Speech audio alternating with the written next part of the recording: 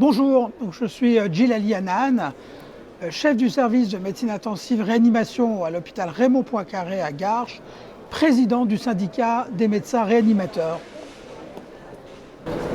Bonjour, je suis Jean-Pierre Provost, vice-président de l'APA, association professionnelle de praticiens hospitaliers, en partenariat avec le SMR.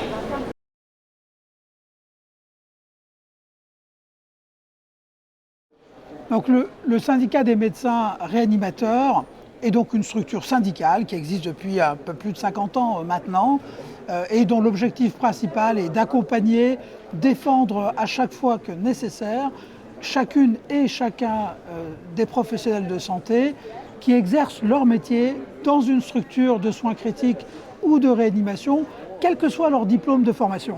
Alors l'APA a été créée en 1980. C'est une association de médecins bénévoles qui a été créée pour pallier au manque de protection sociale du statut de praticien hospitalier à l'origine et qui a ensuite été étendu au PIPH, aux internes et aux libéraux. Il s'agit principalement de deux axes, un axe de solidarité avec un fonds d'intervention qui intervient auprès des adhérents en difficulté et également la création en 2023 de Coup de Blues, un espace de prévention et de connexion avec des numéros de téléphone, des soins et surtout des interviews des personnes qui ont subi des harcèlements au travail ou des burn-out.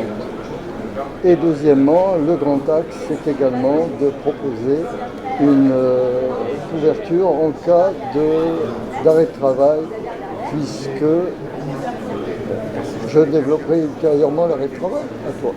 Oui, donc le syndicat, il agit en gros à deux niveaux. D'abord un niveau collectif. Le syndicat est très impliqué, bien évidemment, dans la réforme des soins critiques. Par exemple, il est aujourd'hui également très impliqué dans les questions d'organisation du temps de travail, d'organisation de la permanence de soins dans les hôpitaux. Et donc il le fait directement en interagissant avec les tutelles et il le fait aussi indirectement par le biais de l'intersyndicale à laquelle nous sommes rattachés.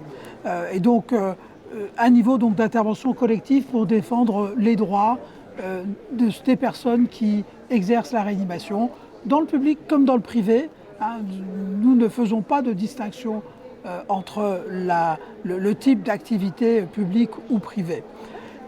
Deuxièmement, on a aussi un niveau d'intervention individuelle pour accompagner les collègues qui se retrouvent par exemple en situation conflictuelle, ça peut arriver avec d'autres collègues ou avec leur administration, mais aussi ça peut être un accompagnement dans la difficulté et l'adversité parce qu'on a malheureusement un accident de la vie, on n'a pas été prévoyant et on a du mal à s'y retrouver dans finalement la complexité potentielle de notre administration au sens large du terme, qui fait que quand on est en situation critique, qu'on n'a pas été préparé, c'est difficile de retrouver son chemin. Le syndicat est volontiers aux côtés des collègues pour les accompagner dans cette difficulté. Et comme c'est quand même pas notre cœur de métier, du coup, effectivement, on a vraiment un grand plaisir à s'être rapproché de l'APA pour travailler ensemble sur cette volonté surtout d'informer, notamment les plus jeunes collègues. Il n'y a pas d'âge pour être informé sur les questions de la prévoyance en particulier. Oui, alors l'APA, c'est 11 000 adhérents médecins, 25 000 bénéficiaires, des familles pour les familles, et 600 centres hospitaliers qui sont partenaires, c'est-à-dire que les praticiens qui sont adhérents de l'APA, leur cotisation est prélevée sur les fiches de salaire directement par l'hôpital. Voilà, alors, la protection sociale complémentaire, c'est une mutuelle de bon niveau, mais c'est essentiellement une prévoyance pour couvrir les lacunes du statut. Et surtout que, depuis très récemment, en cas d'arrêt de travail, le versement par l'hôpital est maintenant à 90% du salaire et des primes pendant les 3 premiers mois. Les mois suivants, simplement 90% du salaire, plus de couverture des primes.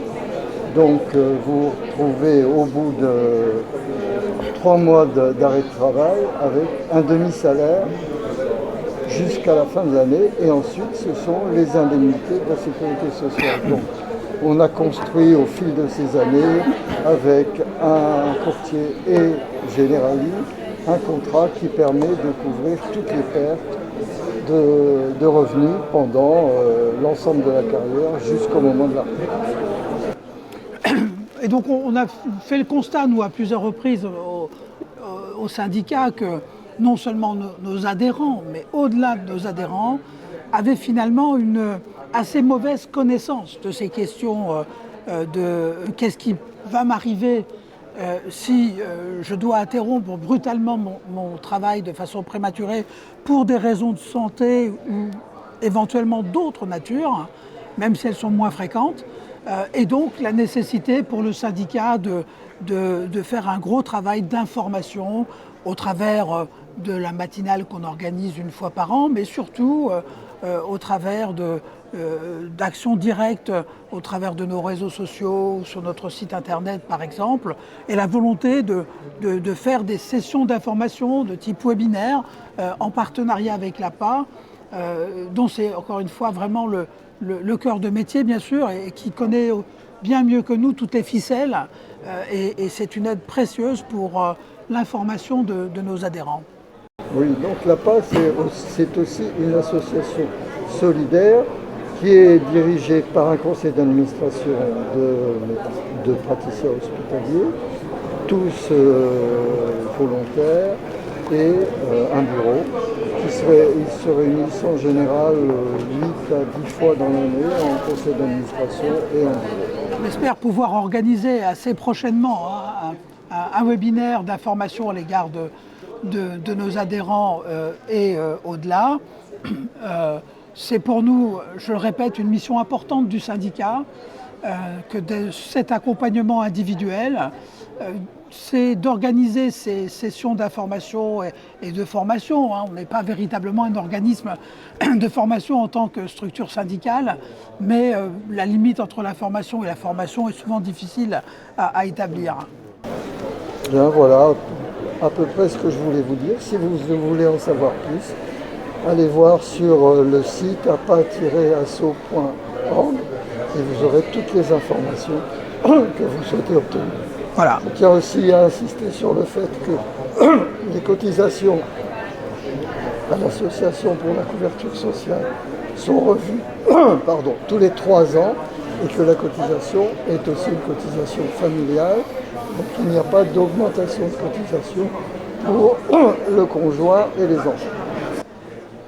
Voilà, et bien sûr, donc le syndicat, lui, se trouve toujours à vos côtés, y compris pour répondre à vos questions. Donc n'hésitez pas à nous contacter sur nos réseaux sociaux ou au travers de notre site internet, et on établira très vite une communication individualisée pour répondre à vos attentes personnelles. Et pour finir, je voudrais revenir sur la plateforme Coup de Blues que vous pouvez consulter et qui est un recueil d'interviews et d'informations sur le burn-out et le harcèlement au travail. Voilà.